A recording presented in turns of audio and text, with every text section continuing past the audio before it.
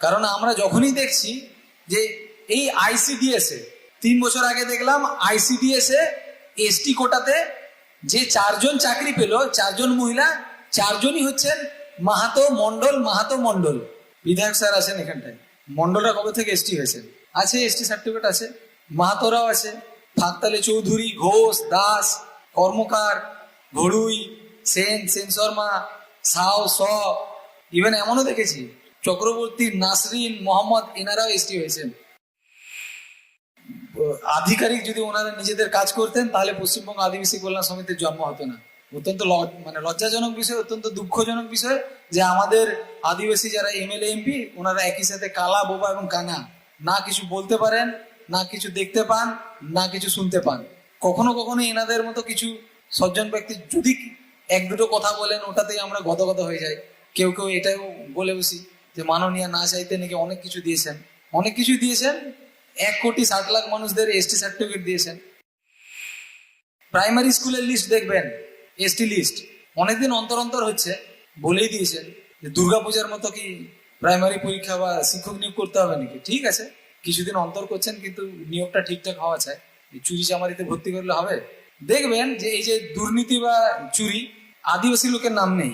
কারণ আদিবাসীরা, আর যাই হোক, আদিবাসীরা চোর নয়। তো পঞ্চায়েত প্রধান বলুন আর যাই বলুন, সেখানেও তো জিতলে মাস গেলে একটা মাইনে পাওয়া যায়, সেটাও তো এক ধরনের চাকরি, এসটি সিট। অথচ সেখানে কোনো মাহাতো জিতে গেলেন, সেখানে কোনো মাইতি জিতে গেলেন, সেখানে কোনো মন্ডল জিতে গেলেন, সেখানে কোনো কর্মকার জিতে গেলেন। বিষয়গুলো চিন্তা করুন। সাঁওতালি থটে আপনাকে স্বাগত জানাই।